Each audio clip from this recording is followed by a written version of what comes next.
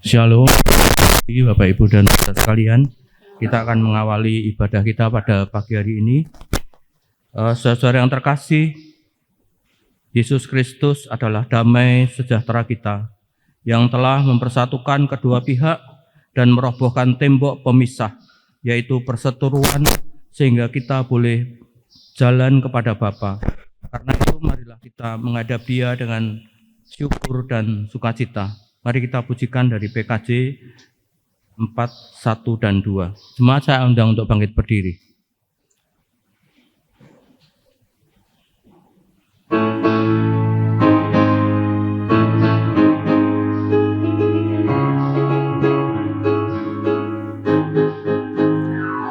Angkatlah hatimu pada Tuhan, bunyikan kecapi dan menari. Jangan lupa bawa persembahan. Mari kawan, ajak teman bersama menyembah. Sorak-sorak haleluya. Mari nyanyilah. Pujilah Tuhan yang Maha Kudus. Mari kawan, ajak teman bernyanyilah terus.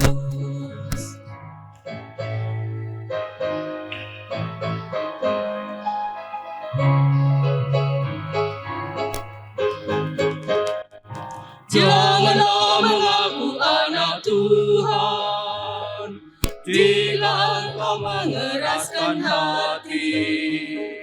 Jadilah pelaku firman Tuhan. Mari kawan, ajak teman bersama menyembah. Sorak-sorak haleluya. Mari nyanyilah. Pujilah Tuhan yang Maha Kudus. Mari kawan, ajak teman bernyanyilah terus. Jemaat yang dikasihi Tuhan Yesus Kristus, marilah bersama-sama kita kuduskan Minggu Paskah ke-6 ini dengan pengakuan yang demikian.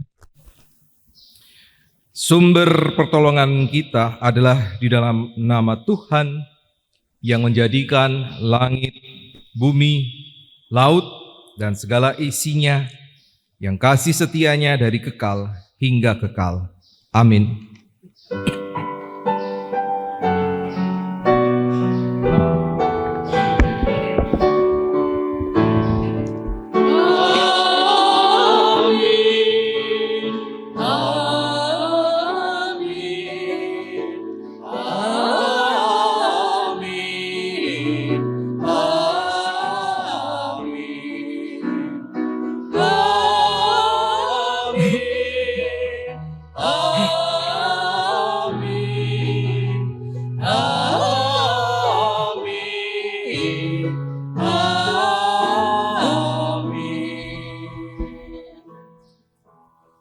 Kasih karunia dan damai sejahtera dari Allah Bapa kita dan dari Tuhan Yesus Kristus menyertai saudara sekalian. Dan menyertai saudara juga. Silakan duduk. Jemaat yang dikasihi Tuhan Yesus Kristus, ibadah Minggu Paskah ke-6 ini diberikan tema sahabat melampaui sekat. Tema ini mengajak kita untuk menghayati kuasa Allah yang tidak terbatas. Kuasa Allah atau Allah yang berkuasa itu yang mau menjadi sahabat bagi kita dan rindu supaya kita juga menjadi sahabat bagi sesama kita. Kuasa Allah yang tidak terbatas ini mengakibatkan tidak ada yang mustahil bagi Allah. Ia bebas bergerak, ia bebas bertindak. Kuasa kasih Allah nyata di dalam karya Tuhan Yesus Kristus yang bukan hanya mengampuni segala dosa kita, tetapi juga menjadikan kita sebagai sahabat-sahabatnya. Sekarang kita punya sobat atau sahabat yang setia.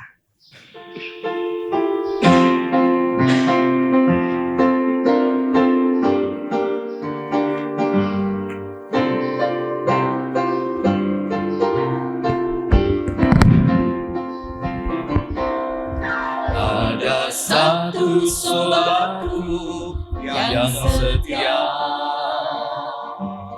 tak pernah dia tinggalkan diriku. Di waktu aku susah, waktuku sendirian, dia selalu menemani diriku. Namanya Yesus, namanya Yesus, nama Yesus yang menghibur hatiku. Namanya Yesus, namanya Yesus, nama Yesus yang menghibur hatiku.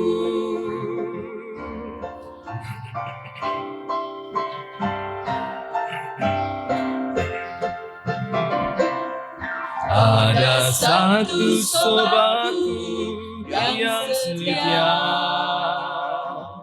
tak pernah dia tinggalkan diriku.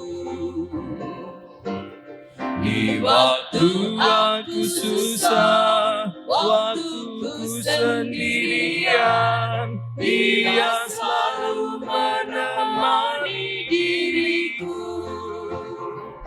Namanya Yesus, namanya Yesus, nama Yesus yang menghibur hatiku. Namanya Yesus, namanya Yesus, nama Yesus yang menghibur hatiku. Tuhan Yesus bersabda, "Kamu adalah sahabatku jikalau kamu berbuat apa yang kuperintahkan kepadamu." Dari Yohanes 15 ayat 14 yang nanti juga akan kita baca kembali. Nah, jemaat yang dikasihi Tuhan, mari kita renungkan. Apakah kita senantiasa setia melakukan perintah Tuhan dalam hidup sehari? Mari saatnya kita mengaku kelemahan kita di hadapan Tuhan. Kita berdoa. Kami bersyukur punya sahabat yang luar biasa. Allah sendiri yang menjadi manusia. Tuhan yang hadir di antara kami, menderita, berkorban untuk kami, supaya kami boleh selamat. Perintah-Mu sebetulnya sudah Engkau lakukan. Engkau ingin agar kami melakukan hal yang sama seperti yang Engkau kerjakan, yaitu memberikan kasih yang sempurna, selayaknya seorang sahabat. Tetapi bukan hal yang mudah. Sebagai orang tua, tidak mudah bagi kami menjadi sahabat bagi anak-anak kami. Sebagai suami, sebagai istri, tidak mudah bagi kami untuk menjadi sahabat bagi suami atau istri kami. Sebagai kawan seiman, saudara seiman di jemaat Tuhan, tidak mudah bagi kami pula untuk menjadi sahabat bagi satu yang lainnya. Karena itu ya Tuhan, ampuni kami ketika kami tidak menyadari peran penting Engkau sebagai sahabat dan peran penting kami sebagai sahabat bagi dunia yang membutuhkan kasih. Biarlah pengampunan-Mu memampukan kami untuk terus belajar menjadi sahabat yang terbaik bagi dunia di sekitar kami. Di dalam Tuhan Yesus Kristus kami memohon pengampunan. Amin.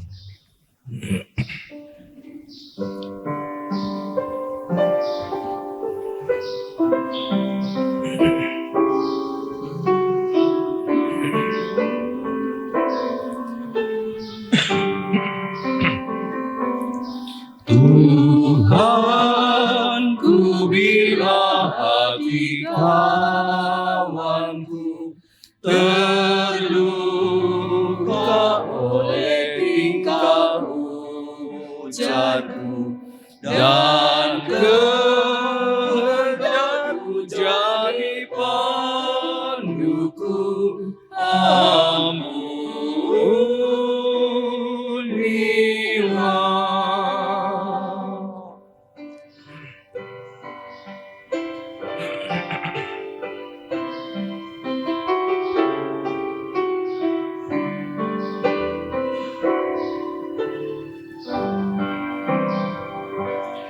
Dan hari ini aku bersembah serta padamu Bapa berserah, beri tandaku kasih-Mu mesra.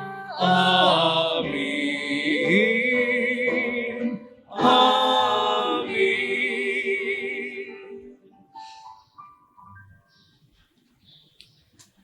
Dalam kemurahannya Allah menyatakan belas kasih dan pengampunan. Yesaya 43 ayat 25 Tuhan bersabda, Akulah Dia yang menghapus dosa pemberontakanmu, oleh karena Aku sendiri, dan Aku tidak mengingat-ingat dosamu.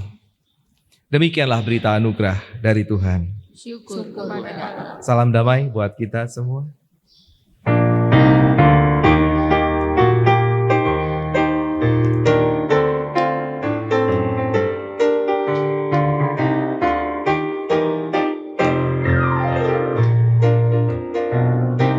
Bersukacitalah selalu, tunjukkan wajah ceria-Mu. Lihat teman di kanan kiri dan di sekitar, berikan salam damai dan kasih karunia serta pengampunannya diberi. Hiduplah dalam damai, seorang dengan yang lain, itu kehendak Tuhan bagimu. Itu kehendak Tuhan bagimu. Ya, sungguh sesuatu yang membirakan bagi kita kalau tidak ada permusuhan di antara kita, semuanya nyaman, dan kita bisa saling berbagi suasana damai yang sudah dipersiapkan Tuhan buat kita. Mari bersama-sama kita mempersiapkan diri kita menyambut firman Tuhan. Setelah pujian Kidung Gita Bakti 993, nanti saya mengundang lektor untuk persiapkan diri untuk sekolah minggu bisa tampil ke depan. Sesudah lagu ini, Ya Roh Kudus Kau Tinggallah.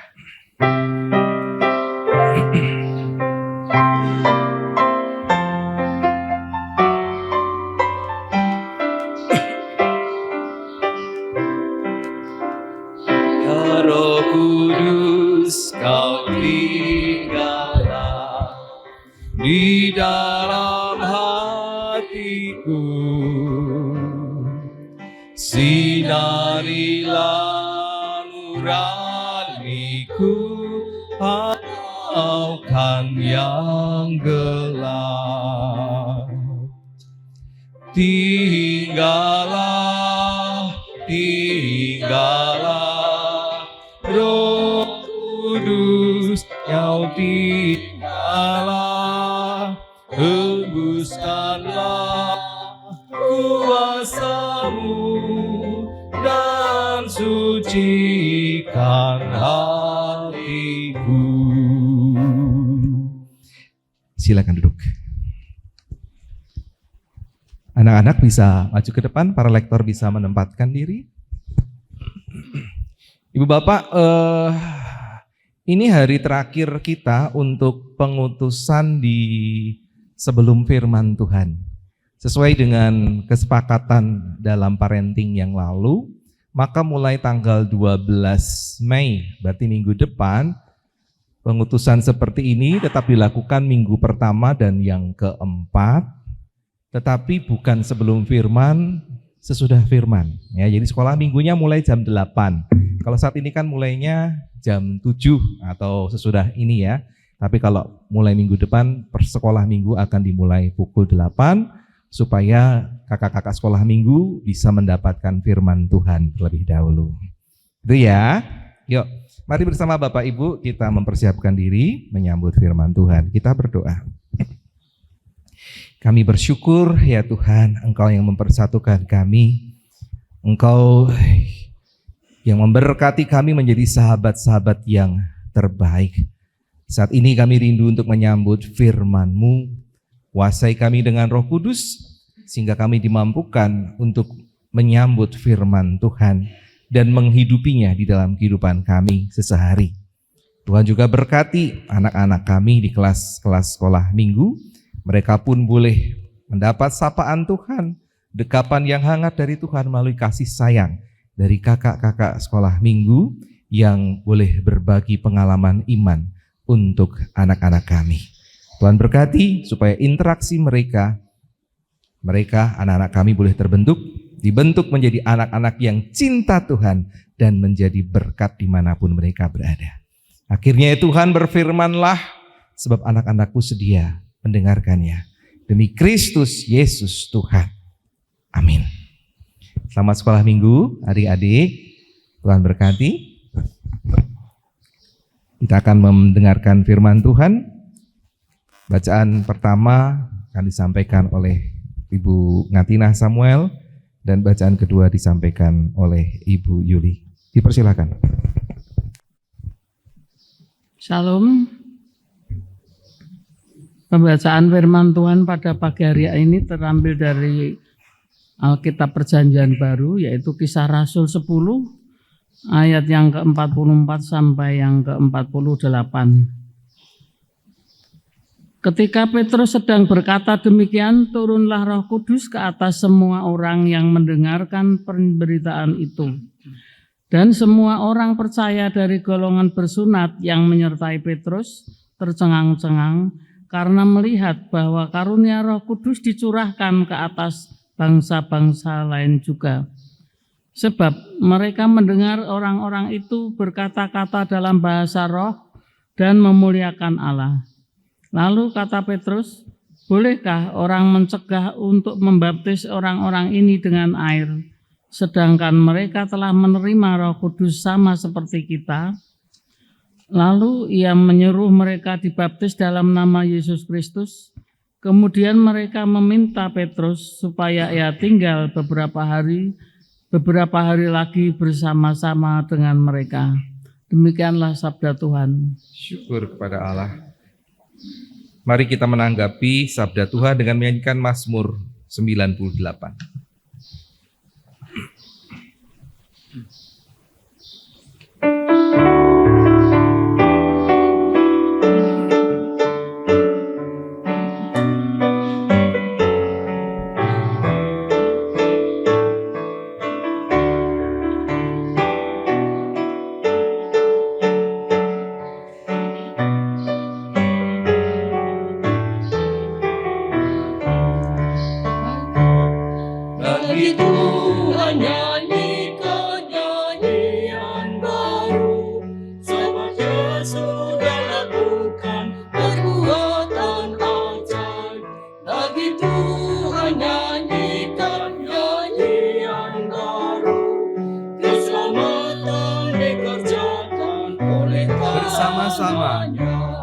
Bagi Tuhan nyanyikan nyanyian baru, sebab Dia sudah lakukan perbuatan ajaib. Bagi Tuhan nyanyikan nyanyian baru, keselamatan dikerjakan oleh tangannya. Tuhan sudah perkenalkan kepada kita keselamatan yang daripadanya. Tuhan sudah menyatakan keadilannya di depan mata bangsa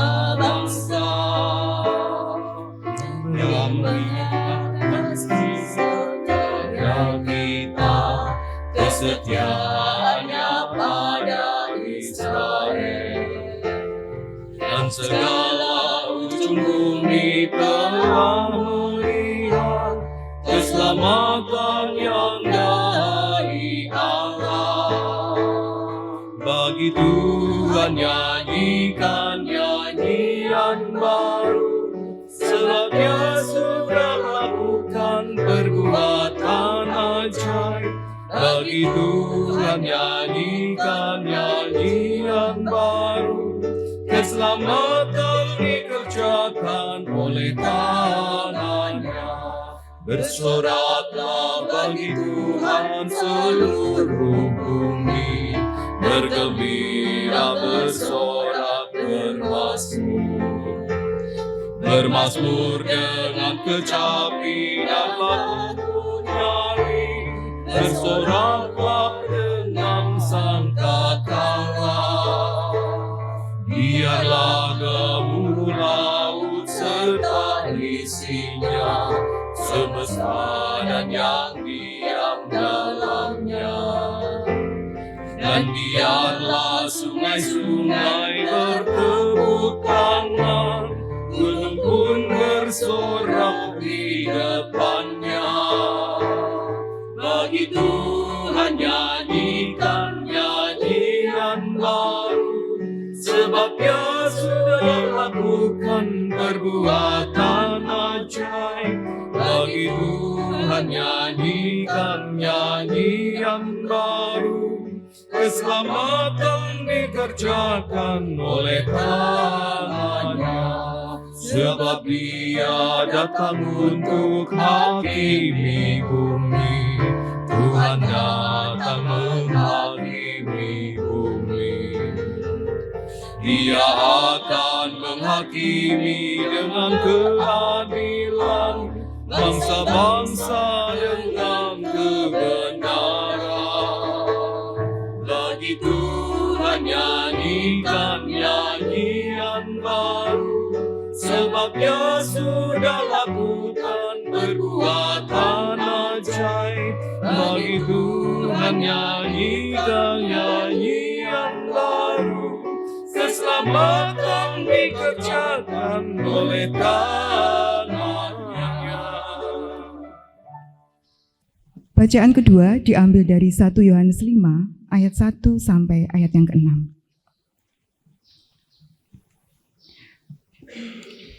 Setiap orang yang percaya bahwa Yesus adalah Kristus, lahir dari Allah, dan setiap orang yang mengasihi Dia, yang melahirkan, mengasihi juga Dia yang lahir daripadanya. Inilah tandanya bahwa kita mengasihi anak-anak Allah, yaitu apabila kita mengasihi Allah serta melakukan perintah-perintahnya. Sebab inilah kasih kepada Allah, yaitu bahwa kita menuruti perintah-perintahnya.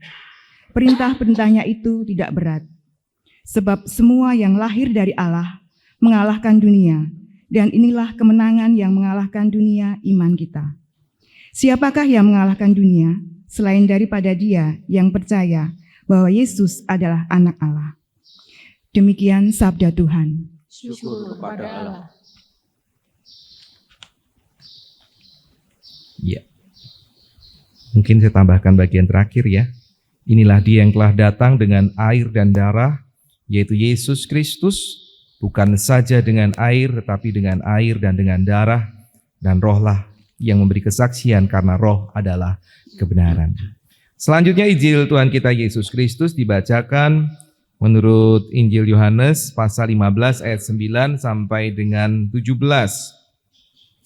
Yohanes pasal 15 ayat 9 sampai dengan 17, Lembaga Alkitab Indonesia memberikan judul di sana, perintah supaya saling mengasihi. Saya akan membacakan menurut terjemahan baru edisi yang kedua dari Lembaga Alkitab Indonesia. Demikian firman Tuhan. Seperti Bapa telah mengasihi aku, demikian juga aku telah mengasihi kamu. Tinggallah di dalam kasihku itu. Jikalau kamu menuruti perintah-perintahku, kamu akan tinggal di dalam kasihku, seperti aku menuruti perintah Bapakku dan tinggal di dalam kasih-Nya. Semuanya itu kukatakan kepadamu supaya sukacitaku ada di dalam kamu dan sukacitamu menjadi penuh. Inilah perintahku, yaitu supaya kamu saling mengasihi seperti aku telah mengasihi kamu. Tidak ada kasih yang lebih besar daripada ini, yakni seseorang memberikan nyawanya demi sahabat-sahabatnya. Kamu adalah sahabatku, jikalau kamu melakukan apa yang kuperintahkan kepadamu. Aku tidak lagi menyebut kamu hamba, sebab hamba tidak tahu apa yang diperbuat oleh tuannya. Namun, aku menyebut kamu sahabat, karena aku telah memberitahukan kepada kamu segala sesuatu yang telah kudengar dari Bapa-Ku. Bukan kamu yang memilih aku, tetapi akulah yang memilih kamu. Aku telah menetapkan kamu supaya kamu pergi dan menghasilkan buah, dan buahmu itu tetap, supaya apa yang kamu minta kepada Bapa dalam namaku diberikannya kepadamu. Inilah perintahku kepadamu. Hendaklah kamu saling mengasihi. Demikianlah Injil Tuhan Yesus Kristus. Yang berbahagialah mereka yang setia mendengarkan firman Tuhan dan yang memeliharanya di dalam kehidupan hari lepas hari. Haleluya.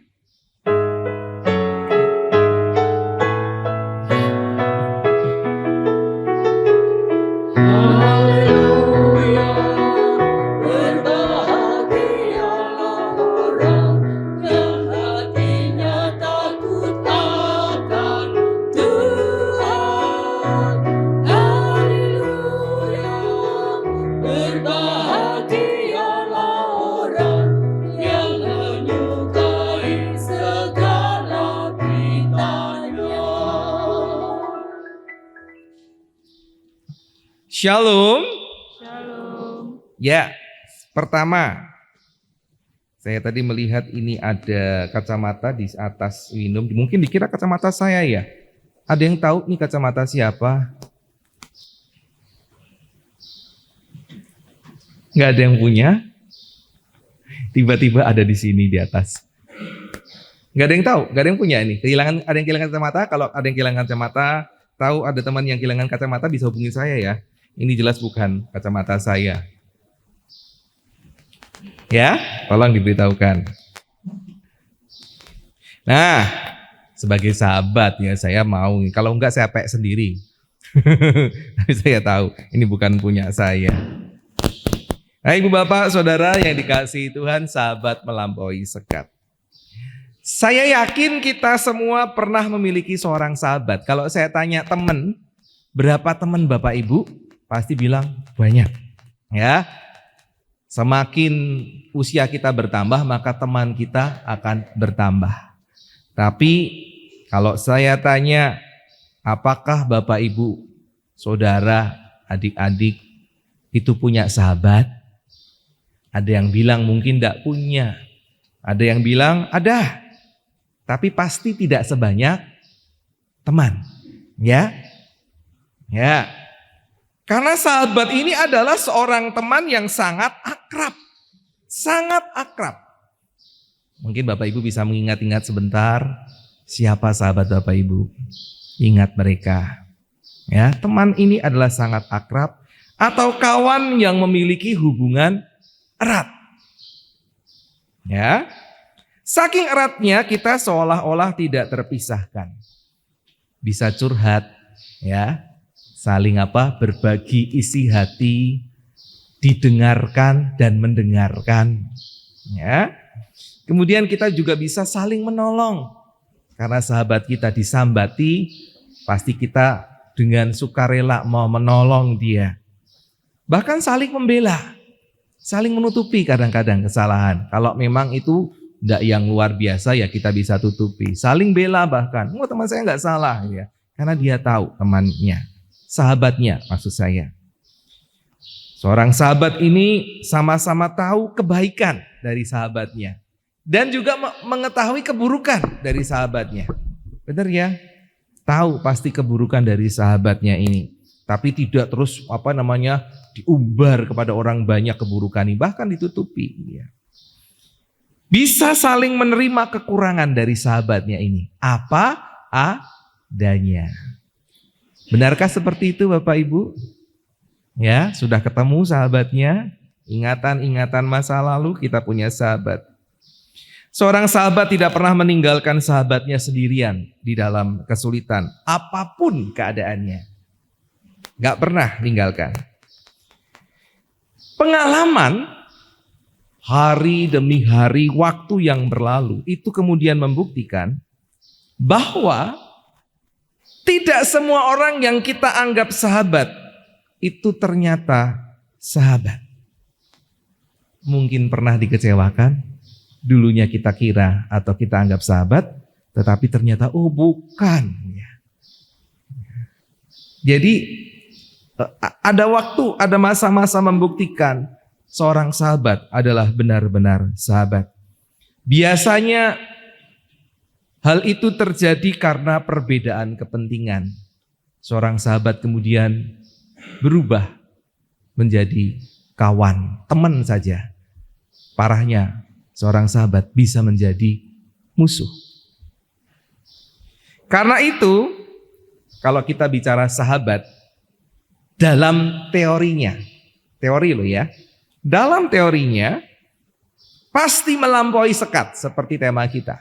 Sahabat melampaui sekat. Ya memang betul, sahabat itu pasti melampaui sekat. Itu teorinya. Ya, melampaui sekat, melampaui penghalang, ya sekat itu penghalang. Karena dalam kenyataannya sebuah persahabatan harus teruji di dalam waktu dan banyaknya peristiwa kehidupan kita. Nah, mungkin kalau kita hitung sekarang, yang namanya sahabat kita sudah mulai berkurang. Dulu ini sahabat A, sahabat B, sahabat D, sahabat Z, sahabat. Tapi sekarang cuma Z yang sahabat saya, yang lainnya sudah enggak. Nah, kayak gitu ya.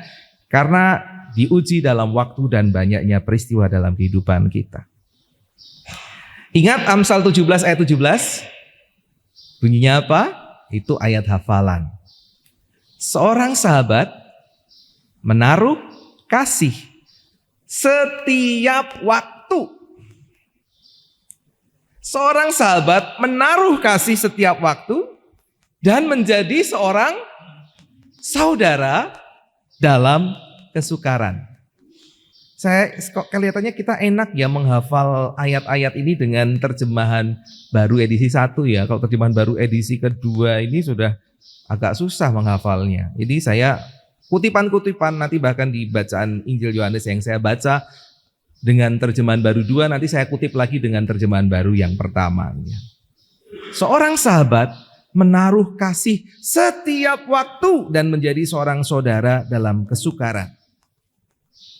Kalau kita, ibu bapak saudara, tidak hati-hati memilih sahabat. Hati-hati. Ya, jangan-jangan di belakang hari kemudian kita menyanyi, mungkin ada yang kenal, saya mau nyanyikan. Bukan itu, belum. Agak susah mungkin, jadi saya nggak minta tolong artian. Di tengahnya kabut bermandi embun pagi, dingin membuat hatiku membeku. Kau yang pernah membuat luka di hatiku, kau yang pernah membuat janji-janji palsu. Terus bareng kalau mau. Kau yang selama ini aku sayangi kau. Kayaknya Glory ya. Mengubah cintaku jadi benci. Kenal lagu itu ya? Lagunya Bluri, entah Pesolima atau Marantika, ganti-ganti belakangnya itu ya. Dulu cinta, dulu saling mengasihi. Ini lagu ini bisa jadi percintaan, tapi juga bisa jadi status sahabat. Dulunya itu disayangi betul-betul, tapi kemudian mengubah sayang itu menjadi benci. Jadi hati-hati Ibu Bapak Saudara. Nah, dalam terang tema sahabat melampaui sekat, saya hendak mengajak kita untuk memahami bahwa sesungguhnya Tuhan pencipta langit dan bumi ingin agar dunia dipenuhi dengan persahabatan. Ya. Kan dunia begitu egois, aku. Tuhan tuh ingin dunia ini dipenuhi dengan persahabatan. Persahabatan dengan sesama manusia, persahabatan dengan binatang-binatang, persahabatan dengan tumbuhan-tumbuhan, dengan alam sekitar kita. Bukan sekedar teman, bukan sekedar memanipulasi untuk keuntungan pribadi, tetapi menjadi sahabat. Tapi apa? Persahabatan ini harus sesuai dengan standarnya Tuhan. Ada yang tahu standar persahabatan dari Tuhan itu apa? Standarnya? Betul, 100. Ya, standarnya adalah kasih. Itu standar persahabatan. Tuhan Yesus dalam Yohanes 15 ayat 9 kita tadi sudah baca, berkata demikian. Seperti Bapa telah mengasihi aku, demikianlah juga aku telah mengasihi kamu. Tinggallah di dalam kasihku itu. Oke, saya tidak mengajak kita memahami dua orang yang berbeda atau dua pribadi yang berbeda. Siapa sih dari kita yang tidak mengasihi tubuh kita? Ada yang tidak mengasihi tubuhnya, yang membenci? Salah itu. Sakit jiwa kalau sampai seseorang membenci tubuhnya. Aku kok jelek, aku gak cantik. Tidak mensyukuri.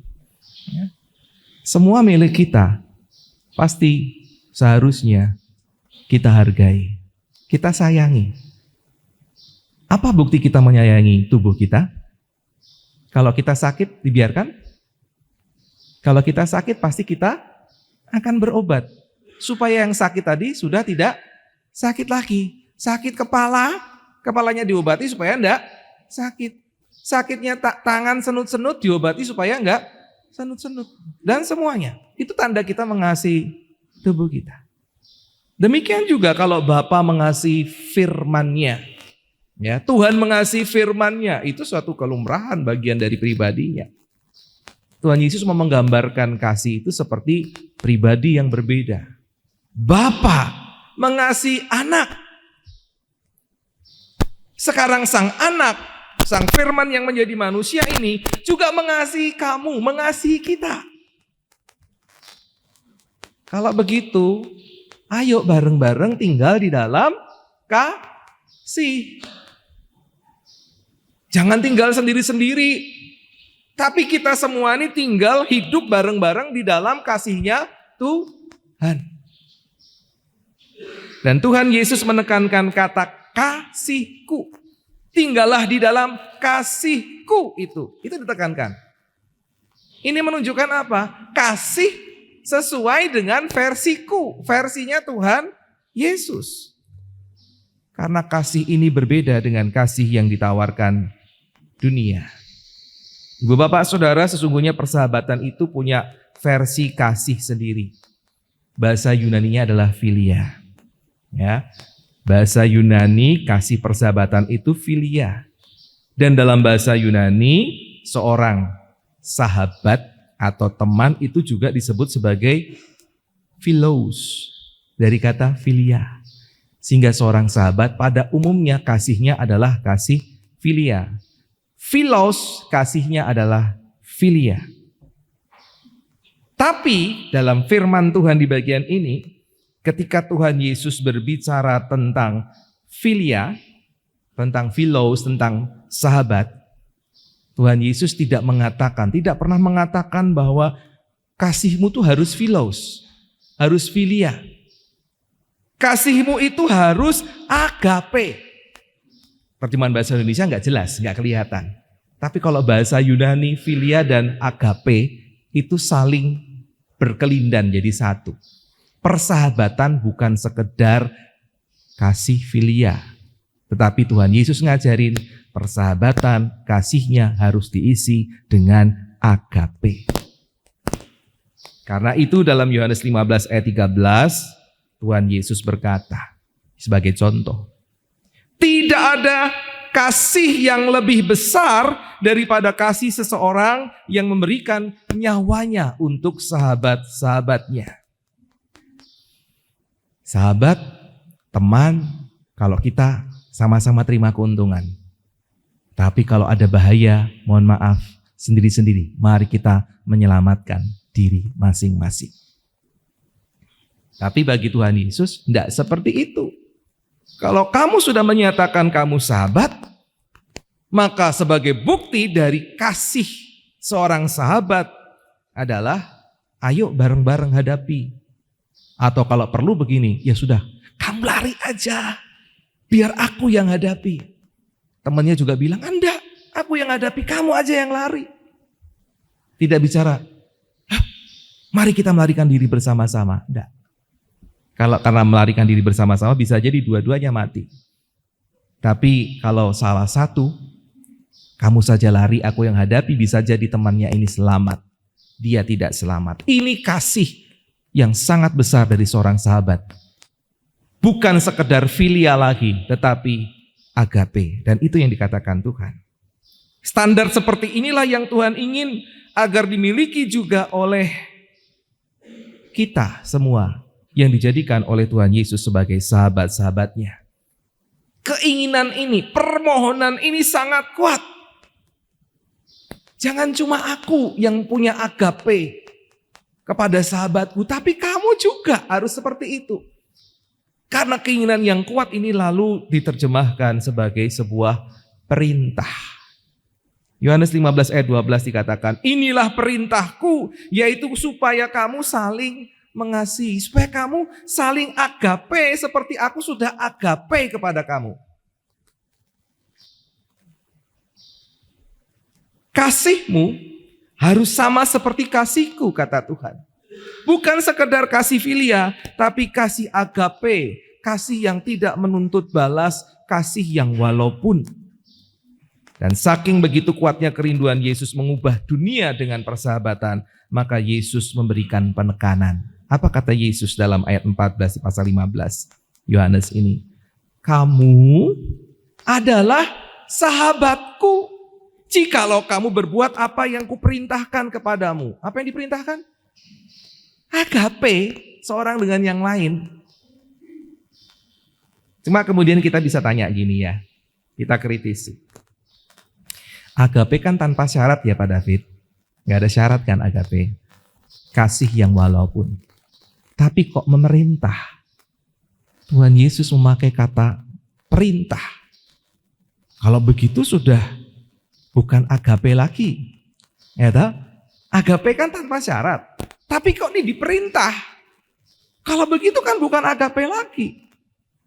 Karena kata Yesus, kalau kamu nggak agape, kamu bukan sahabatku. Bukan sahabatnya Yesus. Berarti Tuhan Yesus menetapkan syarat dong. Dan berarti bukan agape dong. Paham dengan apa yang saya pikirkan? Bisa saja orang bertanya demikian. Tapi sebetulnya enggak gitu. Penjelasan gimana? Seorang sahabat yang hanya membiarkan dan menerima kelemahan sahabatnya bukan sahabat. Seorang sahabat, apalagi sahabat yang baik, ketika sahabatnya berbuat jahat dan dia tahu ini kelemahan sahabatnya, maka ia harus apa yang dikerjakan? Dinasehati, diingatkan supaya sahabatnya tidak menjadi jahat. Benar nggak ya? Cuma karena kita sahabat ya sudah terserah kamulah. Ini bukan sahabat. Tapi kalau karena kita tahu dia sahabat kita, kalau dia punya kejahatan, sesuatu yang membahayakan, tidak berikan damai, dinasehati, dikandani supaya dia sedikit banyak berubah menjadi lebih baik. Dan kalau sangat terpaksa, karena itu merugikan kedamaian, maka seorang sahabat yang baik dengan hati yang hancur terpaksa harus membongkar kejahatan sahabatnya. Setelah berkali-kali ia berusaha untuk memperbaiki sahabatnya ini, menolong, menasehati, mengampuni bahkan, karena ketika nasihati mungkin dionek-onek ke sahabatnya. Diampuni, mengampuni, bahkan menutupi kesalahan sahabatnya, tetapi ketika ini berbahaya, terpaksa dia harus bongkar. Bukan karena ini musuh, tapi justru karena sahabat. Semua itu terpaksa dilakukan karena apa? Karena cinta. Karena kasih. Kasih yang seperti apa? Bukan kasih filia, bukan kasih yang menjilat bahkan, tapi kasih agape. Dan Tuhan Yesus tahu bahwa sahabat yang terbaik itu adalah sahabat dengan kasih agape. Itu yang paling baik, itu yang dibutuhkan dunia. Karena itu Tuhan ingin, sebagaimana ia sudah praktekkan agape itu bagi para sahabatnya, maka saya dan saudara-saudara harus melakukan agape yang sama bagi sahabat-sahabat kita. Tetangga sebelah itu percaya bahwa Tuhan Maha Kuasa. Ya, sama seperti kita percaya Tuhan Maha Kuasa. Mereka percaya bahwa Tuhan itu bisa menjadi apapun karena Maha Kuasa. Bisa jadi apapun, termasuk bisa jadi manusia. Mereka percaya Tuhan bisa jadi manusia. Tapi mereka juga percaya bahwa Tuhan tidak akan mau mengambil wujud sebagai ciptaan. Karena ia adalah Tuhan. Meskipun dia bisa jadi manusia, tidak mungkin Tuhan itu mau jadi manusia. Tuhan tidak bisa menjadi manusia karena tidak patut. Tidak patut. Tuhan yang Maha Kuasa jadi manusia, karena kalau dia jadi manusia, dalam keadaan menjadi manusia, maka Tuhan tidak lagi Maha Kuasa. Ya, kalau Tuhan jadi manusia, ketika dia jadi manusia, dia sudah tidak Maha Kuasa lagi, dan itu berarti bukan Tuhan. Sehingga mereka tidak percaya bahwa Yesus adalah Tuhan yang menjadi manusia. Mereka lebih tidak percaya lagi kalau akhirnya Tuhan itu sampai diludahi, Tuhan sampai dibuli, Tuhan itu disiksa, Tuhan itu disalib, Tuhan itu mati. Mereka tidak mau percaya.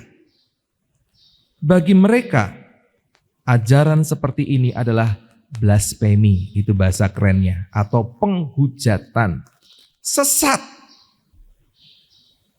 Itu sesungguhnya ajaran saudara kita. Karena itu Bapak Ibu, kita patut bersyukur kita hidup di Indonesia di zaman sekarang. Kenapa? Karena tetangga kita yang mayoritas ini bisa menerima kita sebagai tetangga. Ya. Sebagai teman-teman di kampung. Karena sesungguhnya ajaran mereka itu dahsyat, sangat bertentangan dengan pemahaman kita. Artinya toleransi mereka pada kita sesungguhnya sudah sangat besar. Itu kita patut bersyukur. Namun demikian dalam persepsi kita, dengan caranya mereka, agama manusia sudah membuat sekat pembatas bagi Tuhan. Tuhan ya Tuhan, dia tidak bisa bergaul dengan manusia secara langsung. Dibatasi, nggak mungkin. Tapi kita, luar biasa. Tidak ada sekat bagi Tuhan karena kemahakuasaannya. Dia bisa jadi manusia, dia mau jadi sahabat kita, menderita untuk kita. Itu luar biasanya kekristenan. Tuhan mau menembus sekat ketidakpatutan. Firman yang sudah menjadi manusia adalah mukjizat terbesar bagi umat manusia karena Tuhan mau menjadi sahabat. Bukan cuma sekedar Tuhan. Tuhan Maha Kuasa iya, tapi Tuhan ini mau jadi sahabat. Coba, luar biasa enggak? Manusia ciptaan ini sahabatnya Tuhan. Dan sahabat dalam arti yang sesungguhnya, sebesar-besarnya, sekuat-kuatnya. Dia teladankan, aku Tuhan Allahmu, aku mau berkorban. Bukan sekedar basuh kaki loh, tapi mau berkorban hidupnya, berkorban nyawanya untuk kita. Supaya apa?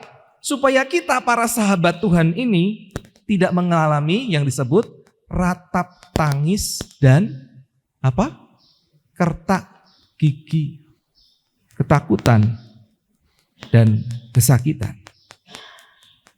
Sehingga kita katakan Yesuslah satu-satunya jalan, kebenaran dan hidup yang menghantarkan kita pada Bapa, pada Tuhan Allah yang Maha Kuasa, Tuhan Allah yang Maha Besar, pencipta langit dan bumi, yang kelihatan dan yang tidak kelihatan. Tuhan Yesus tidak mau kita hanya sekedar menjadi temannya, tapi sahabat-sahabatnya. Ia mau supaya kita menjalin sebanyak-banyaknya persahabatan, bukan sekedar pertemanan. Ia mau sebanyak-banyaknya teman dijadikan sebagai sahabat bagi Kristus. Tugas saya dan saudara apa? Memperkenalkan Yesus sebagai sahabat kita. Dengan cara menjadi sahabat sesuai standarnya Yesus, agape. Yang kita rasa berat, tapi kata Tuhan, kalau kamu tinggal dalam aku, kamu bisa melakukan itu. Gak susah kok. Karena kamu sudah mengalahkan dunia. Yesus sudah mengalahkan dunia, maka kamu juga mengalahkan dunia. Kamu dimampukan untuk membagikan agape itu. Dan dalam konteks inilah maka Roh Kudus mengajari Petrus untuk membuka diri, menerima Kornelius dan keluarganya sebagai sahabatnya Kristus. Karena persahabatan dengan Yesus tidak boleh dibatasi oleh sekat-sekat suku. Beda loh Kornelius dengan Petrus dan rekan-rekannya, bangsa, ras, golongan, afiliasi politik. Tidak boleh dibatasi itu. Dan juga persahabatan tidak ada gradasi. Ada sahabat yang utama, ada sahabat kelas 2, sahabat kelas 3 dan seterusnya. Ketika Bapak Ibu diminta untuk pelayanan gitu ya, atau kemudian ditanyakan pelayanan apa? Oh, saya cuma jemaat biasa. Tidak ada jemaat biasa, jemaat luar biasa, tidak ada. Tidak ada kemudian penatuan jadi lebih hebat dibandingkan jemaat biasa. Katakan jemaat biasa, enggak ada. Semua sama di hadapan Tuhan. Tidak ada gradasi, hanya tugasnya saja yang berbeda. Ya, sehingga kemudian orang-orang Yahudi ini melihat Kornelius dan keluarganya mengalami pencerahan Roh Kudus. Mereka juga memiliki karunia-karunia roh. Sahabat ya sahabat. Tidak ada kelas 1, kelas 2. Bapak Ibu kalau membedakan, ini sahabatku yang paling utama, yang lain enggak, namanya bukan sahabat. Petrus dan para murid menyadari hal ini dan mereka pun bersuka cita. Karena perhimpunan baru yang menghimpunkan segala bangsa adalah perhimpunan yang bukan sekedar pertemanan, tapi perhimpunan persahabatan. GKI Genuk Indah, ya, jemaatnya dihimpunkan bukan karena kita masing-masing berteman. Saudara hanya sebutan, tetapi sesungguhnya kita ini semua adalah bersahabat sesuai dengan kasihnya Kristus, agape. Sudah belum ya kita ngalami itu, melakukan itu? Sehingga konsekuensi dari firman Tuhan pagi ini adalah saya dan saudara-saudara semua sebagai sahabat Kristus, kita semua ini adalah sahabat. Satu dengan lainnya sahabat. Standar persahabatan kita adalah agape, bukan sekedar filia. Ingat itu. Seorang sahabat bisa salah. Seorang sahabat bisa berbuat salah bagi sahabatnya. Tapi pengorbanan dan pengampunan itu yang menyatukan kita. Ketika kita tahu sahabat kita kekurangan, mari terbuka. Tolong dia. Ketika sahabat kita melakukan kesalahan, mari kita ingatkan dia.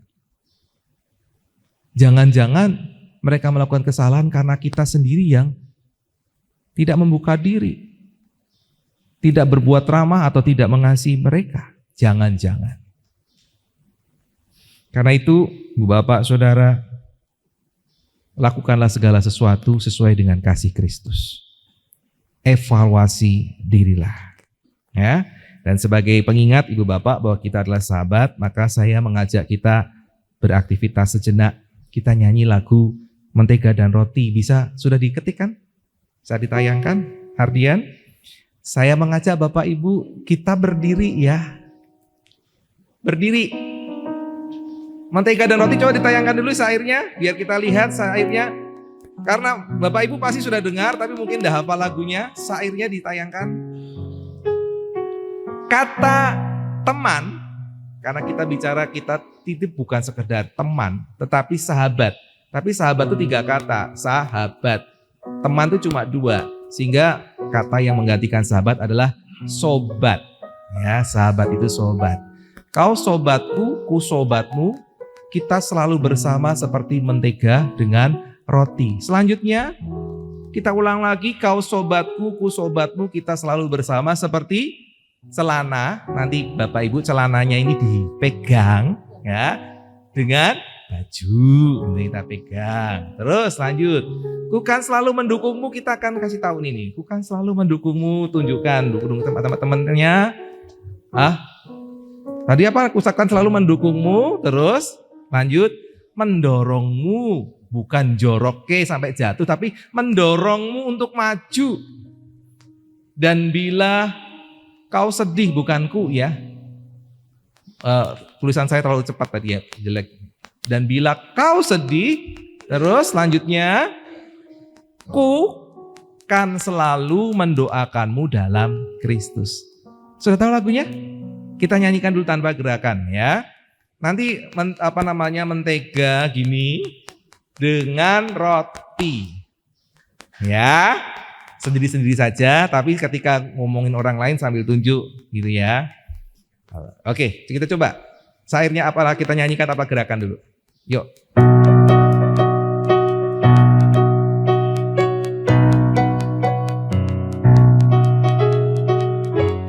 Saya dulu ya.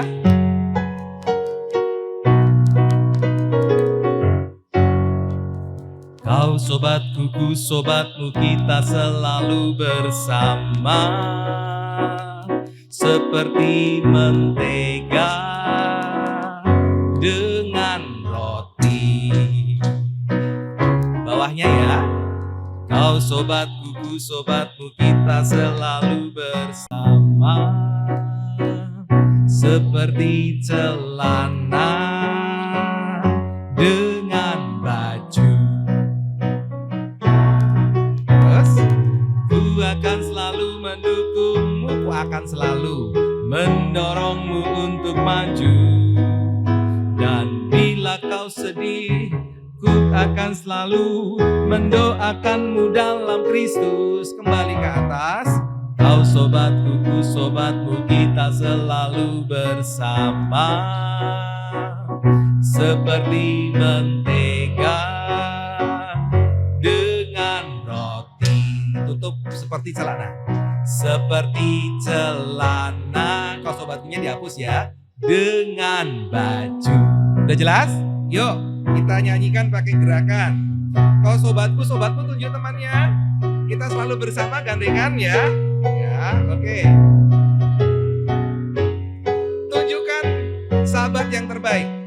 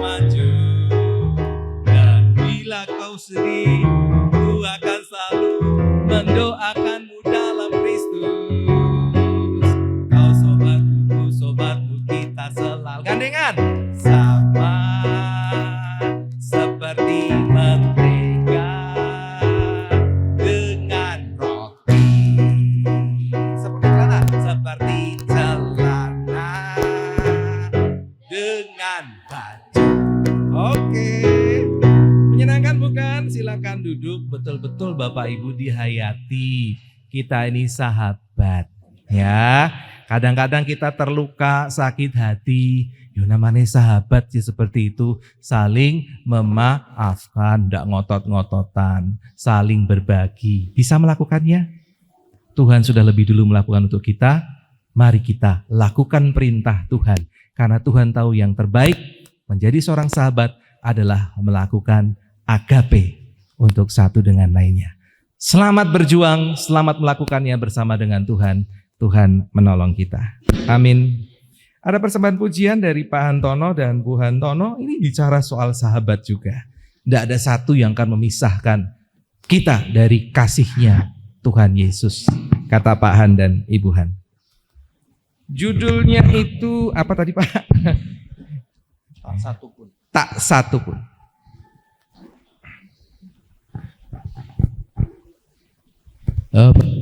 Pagi, lagu ini untuk mengamini firman yang sudah kita dengar pada pagi hari ini, bahwa tidak ada satupun yang dapat memisahkan kita dari kasih Tuhan yang sudah menyediakan dirinya untuk menjadi sahabat kita.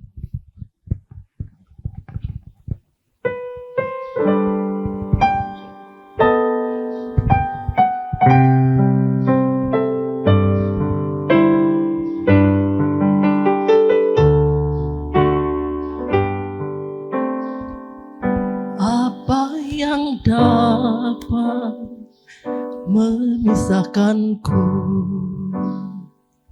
dari kasih-Mu Tuhan, sahabatku. Kelaparan,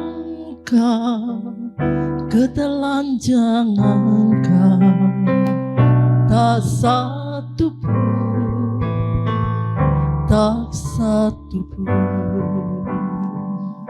Apa yang dapat memisahkanku dari kasih-Mu Tuhan, sahabatku? Aniayakah, penderitaankah, tak satu pun, tak satu pun. Tiada satu pun seperti Kau Yesus, Kau sahabat yang sejati. Dalam bahaya Kau menggendongku, Engkau Yesus, sahabatku.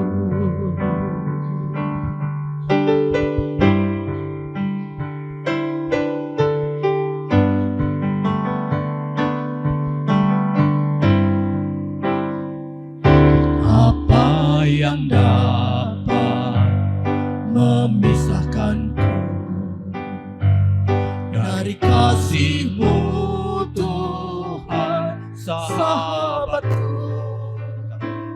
Sakit, penyakit, pencobaan Kau, tak satu pun, tak satu pun. Tiada satu pun seperti Kau Yesus, Kau sahabat yang sejati. Dalam bahaya Kau menggendongku, Engkau Yesus, sahabatku. Tiada satu pun seperti Kau Yesus, Kau sahabat yang sejati. Dalam bahaya Kau menggendongku, Engkau Yesus, sahabatku. Apa yang dapat memisahkanku dari kasih-Mu Tuhan sahabatku. Aniayakan pencobaan Tak satu pun, tak satu pun, tak satu pun yang dapat pisahkan dari kasih-Mu,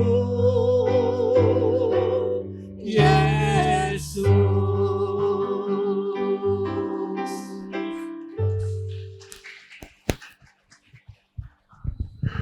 Terima kasih Pak Han. Saya undang jemaat untuk bersama-sama berdiri. Marilah kita bersama dengan umat Allah di masa lalu, masa kini, dan masa depan mengingat pengakuan pada baptisan kita menurut pengakuan iman rasuli yang berbunyi demikian.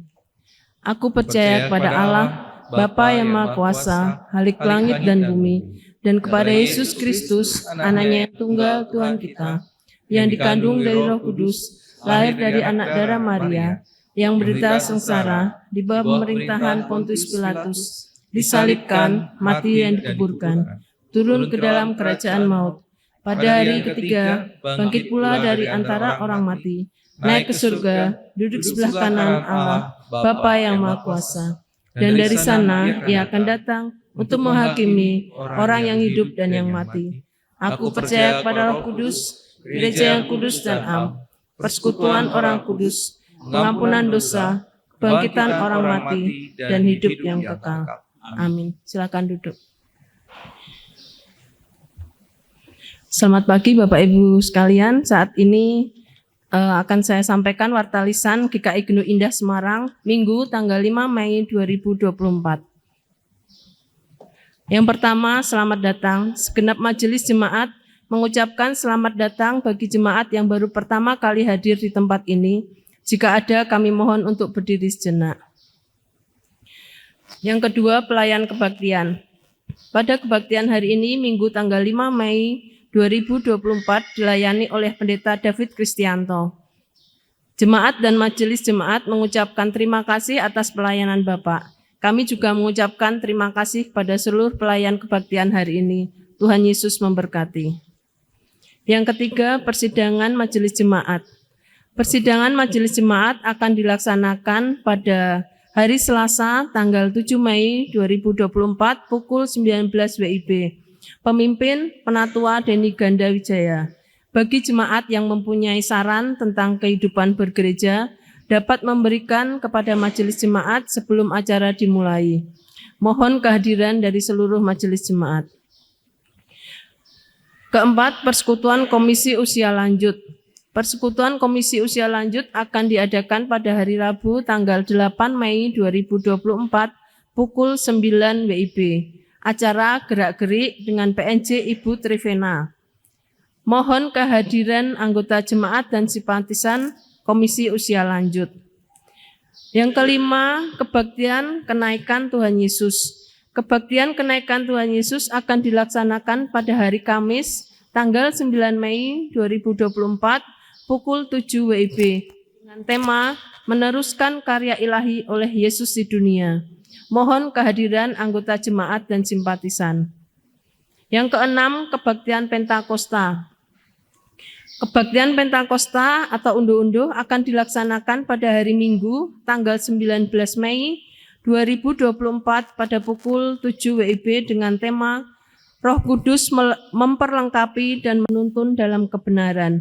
Setelah kebaktian akan diadakan bazar dan semua hasil dari penjualan akan digunakan untuk kebutuhan streaming kebaktian dan operasional gereja. Mohon partisipasi anggota jemaat dan simpatisan. Yang ketujuh, sakramen pengakuan percaya.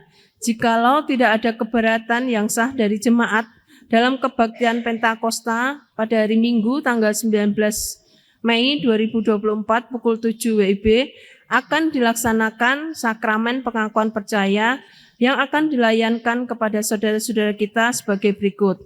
Yang pertama, Devina Hadi Susanto Yang kedua, Beatrice Gumulong. Yang ketiga, Melia Wawena Gebsano. Yang keempat, Stefania Gloria Mulia. Mohon dukungan doa anggota jemaat dan simpatisan. Yang kedelapan, doa pagi. Doa pagi akan dilaksanakan setiap Sabtu pukul 5 WIB dan akan dilayani oleh Pendeta David Kristianto, Penatua Dwi Juliaryani, dan Penatua Rohwati. Mohon partisipasi anggota jemaat dan simpatisan. Yang kesembilan, dolan bareng. Dolan bareng akan dilaksanakan pada hari Senin tanggal 17 Juni 2024 dengan kontribusi 180.000 per orang. Pendaftaran dan tabungan dapat menghubungi Ibu Lucia Susanto. Mohon perhatian jemaat dan simpatisan. Warta selanjutnya, pada hari ini Komisi Remaja akan mengadakan ibadah perayaan Natal yang akan dilaksanakan di Goa Maria di Ambarawa. Segenap anggota Komisi Remaja diharap untuk partisipasinya berangkat dari gereja pukul 9.30 dan kumpul di gereja 9.30 dan akan berangkat pukul 10 pagi. Untuk pengumuman selanjutnya kami persilahkan untuk panitia Pentakosta.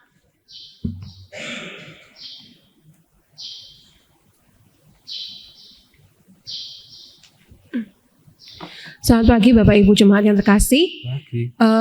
Hanya menegaskan saja ketika nanti di kebaktian tanggal 19 Mei ada kebaktian Pentakosta, maka tadi sudah disebutkan akan ada basar dengan penjualan makanan. Nah, stand yang ada itu ada 5 stand. Kami menyediakan 5 stand, yaitu untuk stand komisi anak, stand untuk komisi remaja, stand untuk komisi dewasa, dan stand untuk komisi usia lanjut. Mohon setiap komisi bisa mempersiapkan barang dagangannya seperti yang kemarin sudah kita sepakati bersama. Nah, kemudian ada satu stand lagi, ini satu stand diperuntukkan bagi jemaat yang mau memberikan persembahan berupa makanan yang akan dijual itu tadi, tapi tidak masuk ke komisi.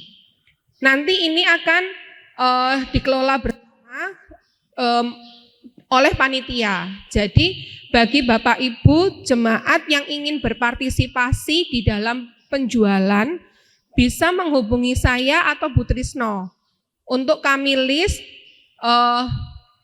barang dagangannya itu apa.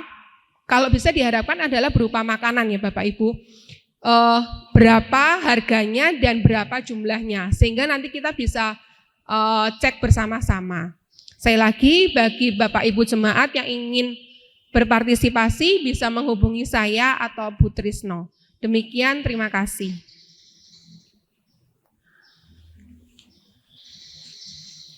Demikian warta lisan pagi hari ini. Selanjutnya kita akan doa syafaat oleh Bapak Pendeta.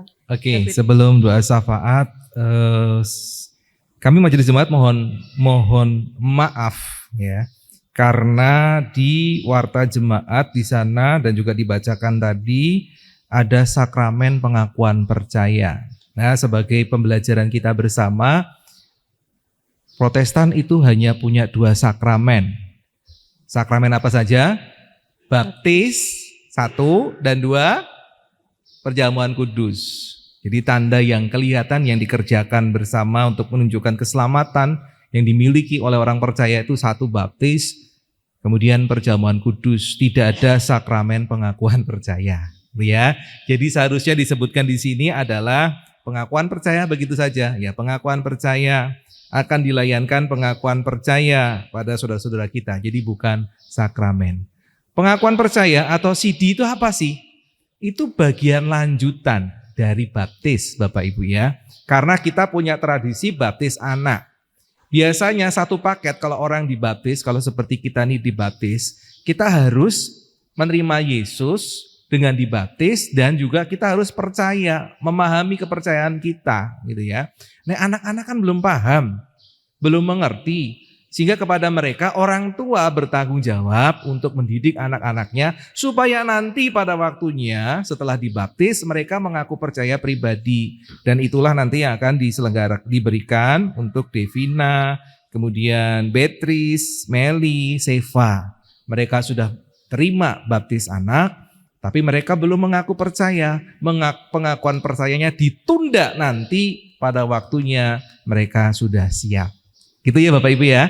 Jadi dengan permohonan maaf ini, mohon bisa diberitahu kalau ada yang tanya, oh sekarang GKI punya sakramen pengakuan percaya ya? Enggak, itu salah ya. Gitu saja Bapak Ibu, mari bersama-sama kita doa. Ya Tuhan Allah kami yang di surga, kami bersyukur Engkau Allah yang baik, menembus sekat pembatas, mau menjadi sahabat bagi kami dengan standar kasih agape yang seharusnya kami hidupi. Karena kami hidup di dalam kasih itu, seharusnya kami dimampukan untuk juga membagikan agape bagi dunia. Kami boleh memulai dari keluarga kami masing-masing, dengan suami, dengan istri, dengan anak-anak, dengan orang tua. Kami bisa bagikan di dalam jemaat kami. Kami saling berbagi, saling mengampuni, saling berbuat baik, berbuat kasih. Kami bisa bagikan di lingkungan kerja kami, di sekolah kami, di tengah-tengah masyarakat. Sehingga bukan hanya kami nantinya yang menerima kasih-Mu yang disebut sebagai sahabat-sahabat-Mu, tetapi semakin banyak orang yang tidak percaya akan Kristus, terima Kristus menjadi sahabat-sahabat dari Sang Kristus yang dipilih sendiri oleh Sang Kristus. Terima kasih. Mampukan kami untuk melakukan firman, mampukan majelis jemaat, komisi, pengurus-pengurus komisi, pengurus wilayah menjabarkannya di dalam segala aktivitas persekutuan, kesaksian, dan pelayanan.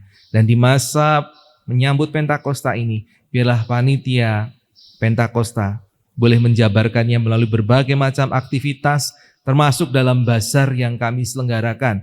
Ini bukan hanya kami mencari dana, tetapi bagian dari seorang sahabat yang mau memberikan yang terbaik untuk sahabatnya, supaya bersama-sama kami boleh menerima kelimpahan di dalam Kristus. Pelayanan-pelayanan kami terbantu oleh dana yang dicukupkan melalui hasil bazar tadi, dan berbagai pelayanan lain bisa kami tingkatkan. Terima kasih ya Tuhan. Engkau menolong setiap kami dalam pergumulan kami. Mereka yang sedang berduka, Engkau hiburkan. Mereka yang sedang sakit, Engkau pulihkan, berikan kekuatan dan semangat. Mereka yang menantikan pekerjaan atau merindukan pendapatan yang lebih baik dalam kehidupan keluarga, Engkau kiranya hadirkan. Mereka yang sedang menantikan pasangan hidup, jagai langkah hidup anak-anak kami dengan pergaulan yang baik, sehingga di dalam Tuhan Yesus Kristus pada waktunya mereka boleh mendapatkan pasangan yang seimbang, yang boleh menjadi sahabat sampai masa akhir tua mereka, sampai akhir kehidupan mereka. Bagi mereka yang sedang menantikan buah hati dalam keluarga kecil mereka, Tuhan dengarkan doa-doa mereka. Biarlah jemaat ini boleh menjadi saksi. Pada waktunya mereka boleh bersuka cita di dalam Tuhan. Engkau cukupkan segala suatu kebutuhan kami. Engkau pelihara bangsa dan negara kami. Terus berikan damai sejahtera di dalam masa transisi. Damai sejahtera Tuhan boleh terwujud melalui pemerintahan kami dan pemerintahan yang selanjutnya. Dan kami sebagai orang percaya terlibat di dalamnya. Berikan damai sejahtera, kerukunan untuk bangsa-bangsa, sehingga peperangan boleh dihindarkan. Berikan hikmat, berikan roh persahabatan. Terima kasih. Terimalah ya Tuhan doa permohonan kami yang kami haturkan kepada Bapa di surga, di dalam Tuhan Yesus Kristus yang sudah mengajar kami berdoa dengan doa yang sempurna.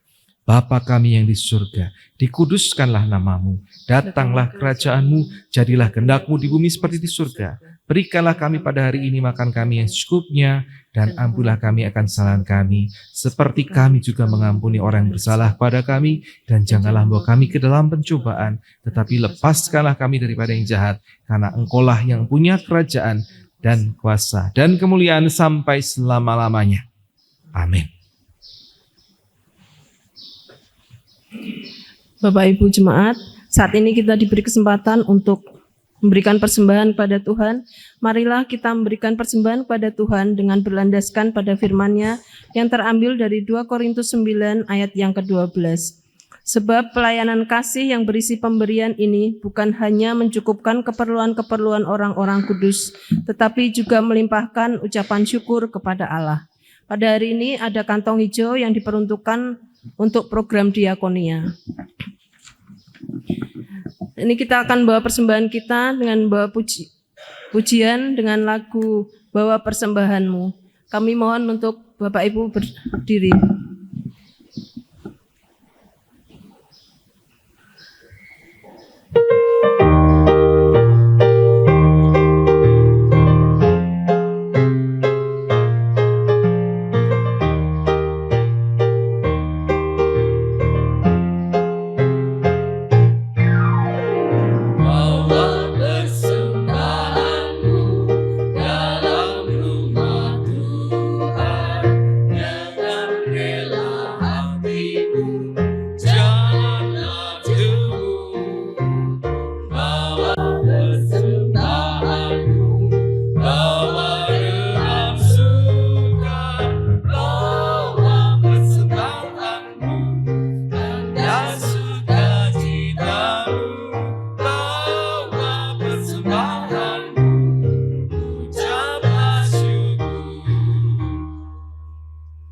Mari kita berdoa.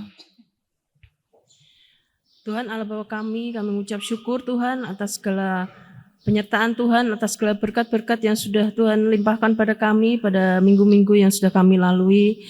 Pada pagi hari ini Tuhan kami mengucap syukur karena Engkau sudah memberikan kesempatan pada kami untuk kami boleh mengumpulkan persembahan buat Tuhan. Biarlah Tuhan sucikan, Tuhan kuduskan sehingga persembahan kami ini boleh dipakai untuk pelayanan Tuhan di tempat ini. Terima kasih Tuhan, kami serahkan seluruh kehidupan kami selanjutnya ke dalam tangan Tuhan. Hanya di dalam nama Tuhan kami Yesus Kristus, kami sudah berdoa dan mengucap syukur. Amin. Jemaat yang dikasihi Tuhan Yesus, ingatlah Yohanes 15 ayat 14, sebuah perintah dari Tuhan. Kamu adalah sahabatku jikalau kamu berbuat apa yang kuperintahkan kepadamu. Jadi sahabat-sahabat dengan dasar agape. Hidupilah di tengah-tengah rumah tanggamu, hidupilah di tengah jemaat, dan belajarlah dari Sang Kristus.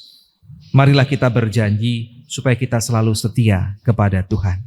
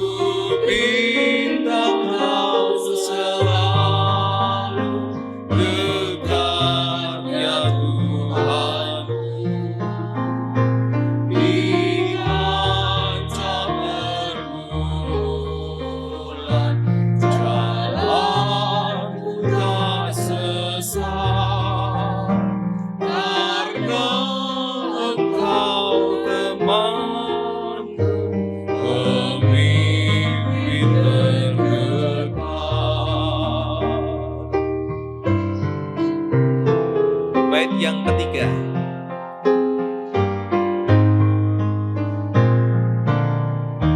ya Yesus kau berjanji, ya Yesus kau berjanji kepada umatmu di dalam kemuliaan kau sambut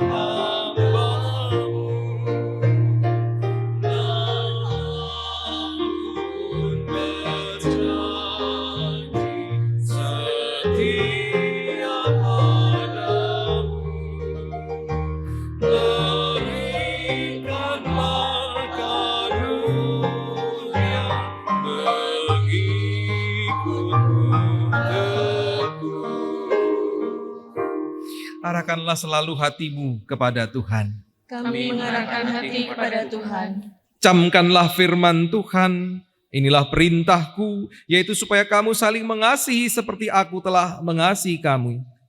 Kami akan hidup saling mengasihi. Terpujilah Tuhan Allah kita. Kini dan selamanya. Pulanglah dalam damai sejahteranya dan terimalah berkat Tuhan.